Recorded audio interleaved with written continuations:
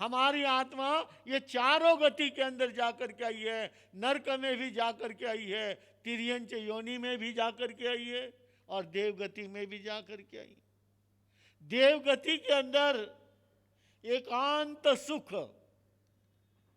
शारीरिक, भौतिक, इन सुखों के कारण से हमें उसके पर विचार करने के लिए भी क्या नहीं था, अवकाश ही नहीं था।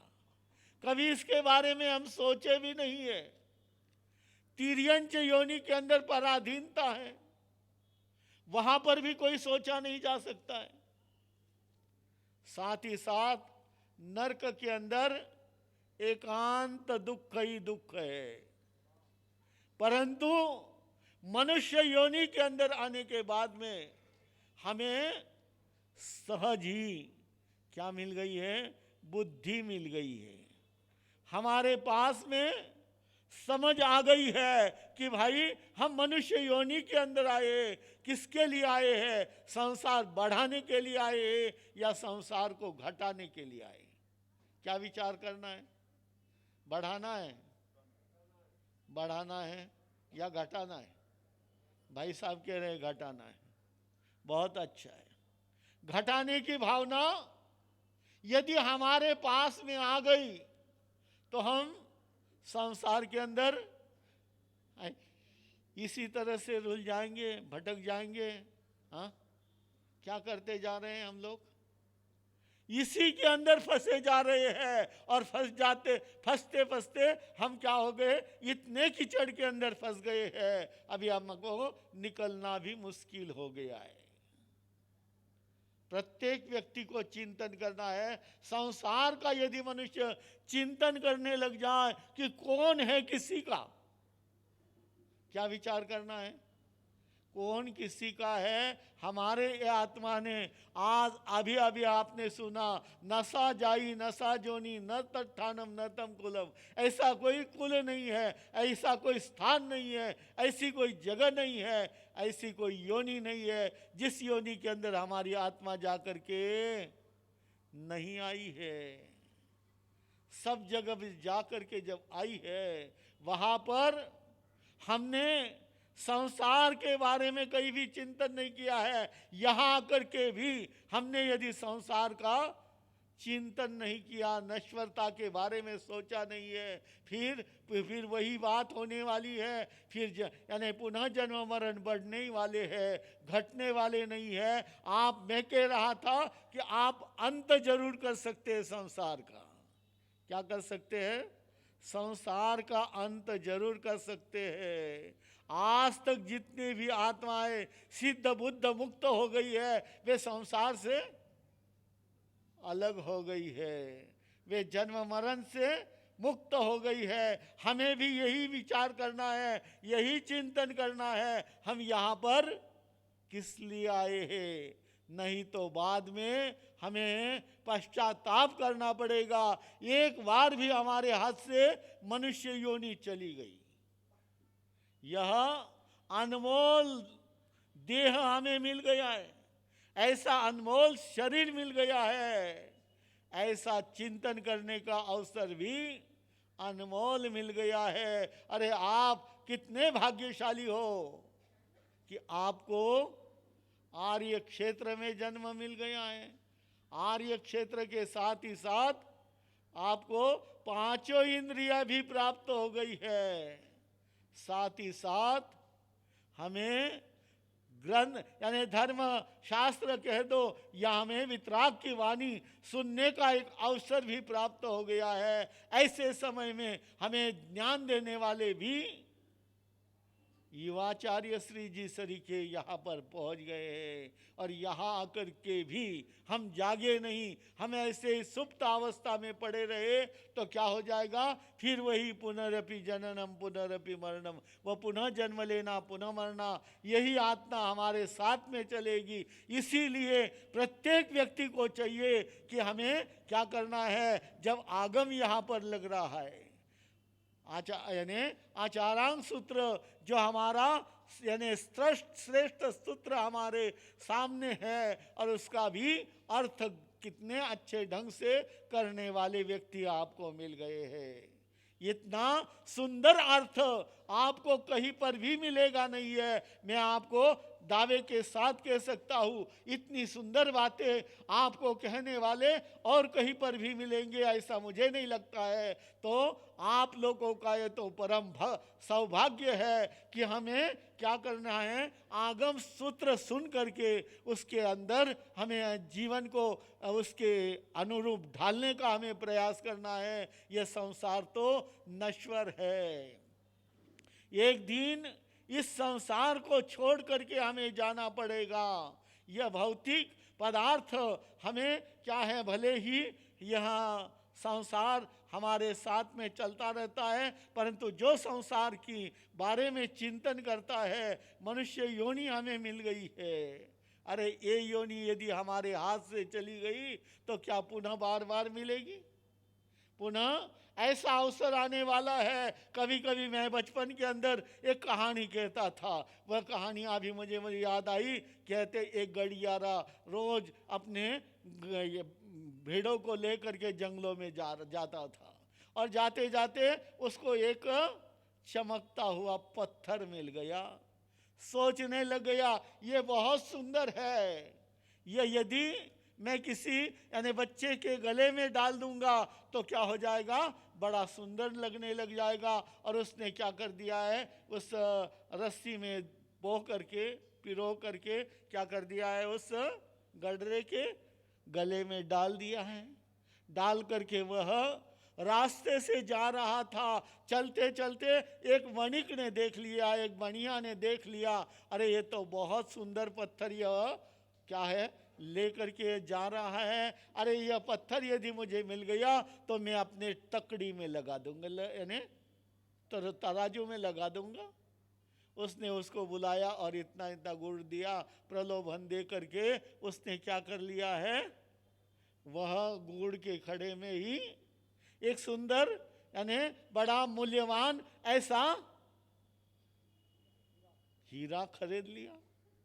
अब वह ले तो लिया, वो भी जानता नहीं था ये क्या है, हीरा है, यह तिजोरी में रखने लायक है या तकड़ी में लगाने लायक है। उसने अपने तराजू में बांध दिया है। कोई आते हैं लोग, देखते देखते हैं, चले जाते हैं। एक दिन एक बहुत बड़ा यानी मेला लग रहा था, एक जौहरी उधर से जा रहा था, पैदल ही जा रहा था। वो जमाने के अंदर कोई ऐसे वाहनों का वाहन नहीं थे, और वह जा रहा था। उसने देखा इतना मूल्यवान वस्तु इसने किसको लगा रखी है, तराजू को लगा के रखी है, तकड़ी को लगा रखी है। कहने लग गया भाई माल तो ले लिया, पर साथ ही साथ कहने लग गया ये जो पत्थर सा है वह क्या तू बेचेगा?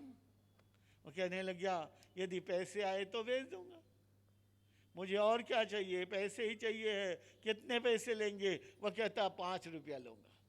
अब ये देखता है 5 रुपया में 1.25 लाख की चीज़ 5 रुपया में दे रहा है, और जितना सस्ता से सस्ता मिल जाएगा उतना मुझे लाभ ही लाभ होगा।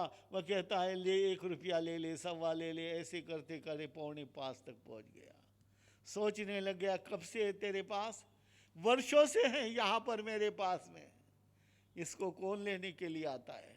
इसलिए उसने सोचा 4 आने, फिर यदि नहीं दिया तो 5 रुपया दे करके शाम को ले जाऊंगा। परंतु अभी दिन भर तो 4:45 तक मांग लिया, और क्या है वह चला गया। दूसरा आ गया। दूसरा जब जौहरी आया उसने पूछा भाई ये पत्थर बेचेगा? क्यों नहीं, कि उसको लगा कि आज भी लेने वाले बहुत आ रहे हैं, ऐसी कीमत बता दूं कोई ले नहीं सके। तो उसने कहा लेना है तो मैं देने को तैयार हूँ, कितना पैसा लेगा? वह कहता 25 रुपया। सामने वाले ने जेब में हाथ डाले, 25 रुपया निकाले, उसको हाथ में दे दिए। वह पत्थर लेकर के 9-2-11 हो गया। थोड़े देर के बाद में वह पहला व्यापारी आता है, कहता है ले 4.25 रुपया ले ले। वह कहता मैं तो दे दिया, बेच दिया। लेने वाला आज एक और भी कोई आया था, कितने में बेचा? उसने कहा 25 रुपया दिए उसने। तो कहने लगे अरे तू तो बहुत बड़ा मूर्ख है, तूने 1.25 लाख की चीज किस में दे दी है? सिर पर 25 रुपया में दे दी है। कहने लगे मूर्ख मैं क्या तू? हम भी ये सोचे मूर्ख, अरे तुझे तो सिर पर, यानी तू तो जानता था ये 1.25 लाख का है और तूने तो 4 आने के लिए छोड़ दिया। और मुझे तो 25 रुपया में तो कोई जानता नहीं है, मैं तो पत्थर ही समझ रहा था, परंतु तू जानते हुए भी इतनी बड़ी मूर्खता करी है। हमें भी वे विचार करना है कि हम भी कहीं ऐसी तो मूर्खता नहीं करते जा रहे हैं। ऐसा अमूल्य शरीर हमें मिल गया है, ऐसा देह मिल गया है, और इस देह से आप जो चाहिए वह कर सकते हैं। इसके लिए प्रत्येक व्यक्ति को विचार करना है, चिंतन करना है कि यह संसार क्या है। संसार की नश्वरता को जानो, और संसार के स्वरूप को यदि आपने जान लिया तो आप इस संसार में फंसे नहीं रहोगे। मोह माया में, आसक्ति में हम फंसे नहीं रहेंगे, तो संसार के स्वरूप को जरूर आप लोग जानने का प्रयास करेंगे। इतना ही के लिए कह करके मैं अपने शब्दों को या विराम देता हूँ। बोलो भगवान महावीर स्वामी की। आइए अब हम प्रवचन की श्रृंखला में प्रवचन सुनेंगे। श्रमण संघ की आन बान शान युवाचार्य भगवंत पूज्य श्री महेंद्र श्री जी महाराज साहब, युवाचार्य भगवंत पूज्य श्री महेंद्र श्री जी महाराज साहब।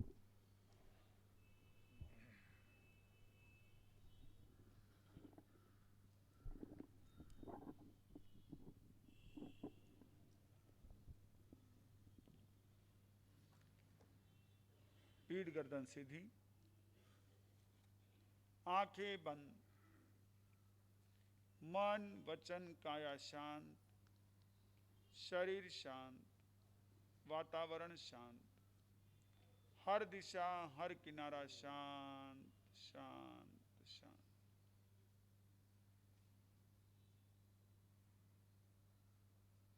सर के सिरे से लेकर पांव के अंगूठे तक संपूर्ण शरीर शांत शांत शांत।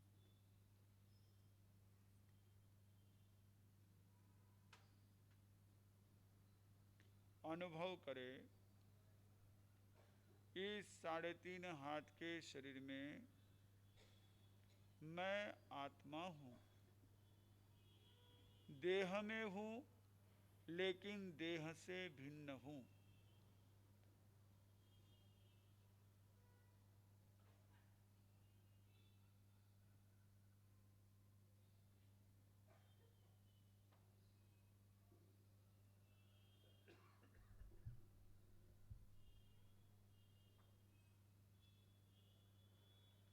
बाहर की कोई भी आवाज आए, भीतर में कोई भी विचार उठे, कोई प्रतिक्रिया नहीं, मात्र ज्ञाता दृष्टा भाव। जो कुछ हो रहा है, चाहे बाहर हो भीतर हो, मात्र जाने और देखे। आत्मा का निज गुण जानना और देखना।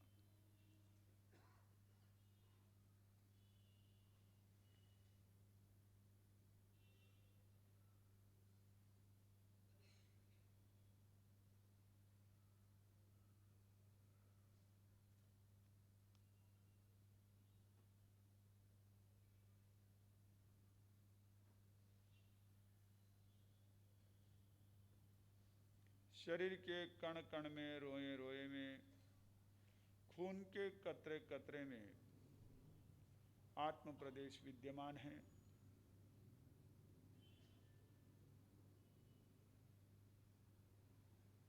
भीतर भीतर गहरे गहरे अनुभव करे मैं आत्मा हूं।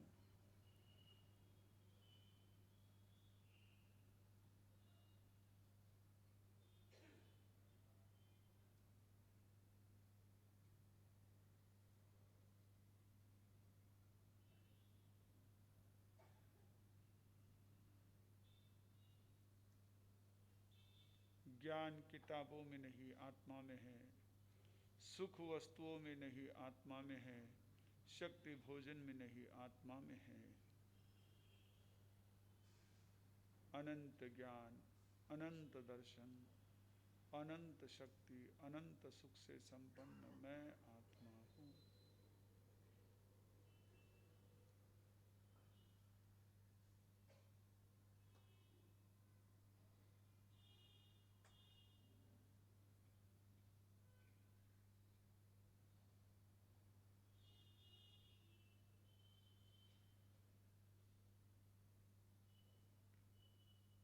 जानो अपने आप को,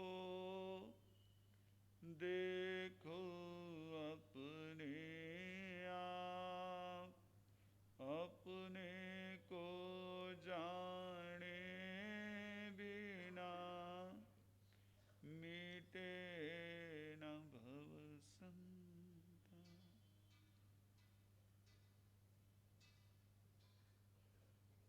निज को जाने, निज को देखे, निज में स्थित होने का पुरुषार्थ करे,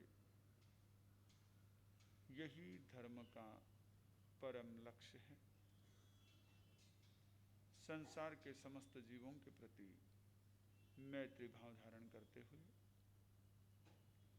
सबका भला हो, सबका शुभ हो, सबका मंगल हो, इन्हीं भावों के साथ एक गहरी सांस ले धीरे धीरे छोड़ें और एक गहरी सांस ले धीरे धीरे छोड़ें। अरिहंत परमात्मा के चरणों में वंदन नमन करते हुए हल्के से अपने दोनों हाथ आंखों पर फेर ले। धीरे धीरे अपनी आंखें खोल सकते हैं। ओ भगवन तेरा ध्यान धरूं मैं, हरदम तेरे साथ रहूं मैं। ओ भगवन, ओ भगवन तेरा ध्यान धरूं मैं, हरदम तेरे साथ रहूं मैं, हरदम तेरे साथ रहूं मैं। मंगलम भगवान वीरो, मंगलम गौतमः प्रभुः, मंगलम स्थूलिभद्राद्या, जैन धर्मोस्तु मंगलम। गुरु आणाए मुखो, गुरु पसायावु अट्ठ सिद्धियो, गुरु भक्ति विद्या साफल्यम हो।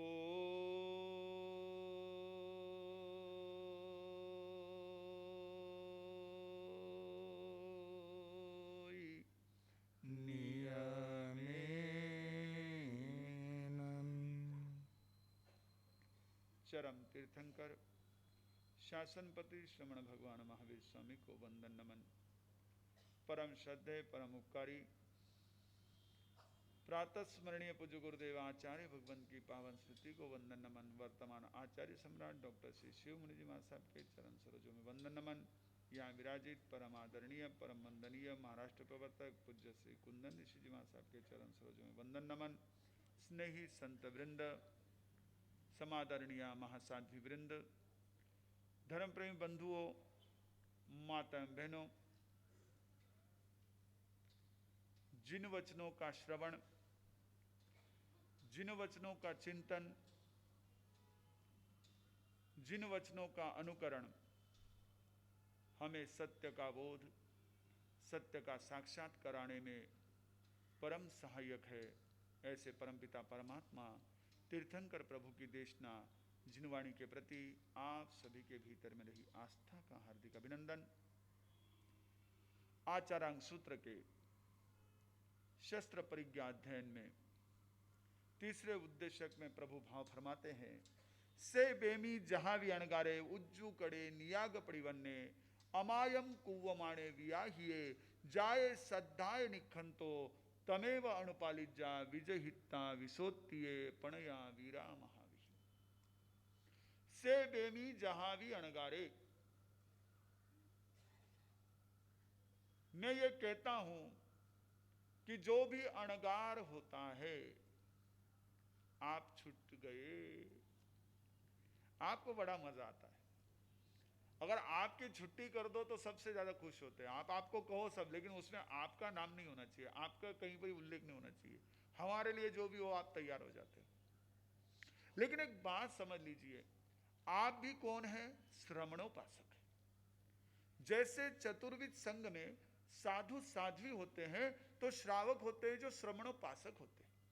वो भी अनगार के मार्ग पर चलने वाले। अनगार होते हैं परमात्मा के मार्ग पर चलने वाले, हमारे तीर्थंकरों के और आचार्यों के मार्ग पर चलने वाले, और श्रावक होते हैं अनगार के मार्ग पर चलने वाले। तो जैसे आप चौथे पद में कहते हो प्रतिक्रमण के पाठ में, जिन नहीं पर जिन सरीखे, केवली नहीं पर केवली सरीखे, वैसे अपने लिए समझ लीजिए थोड़ा सा कि हम अनगार नहीं बन सके, लेकिन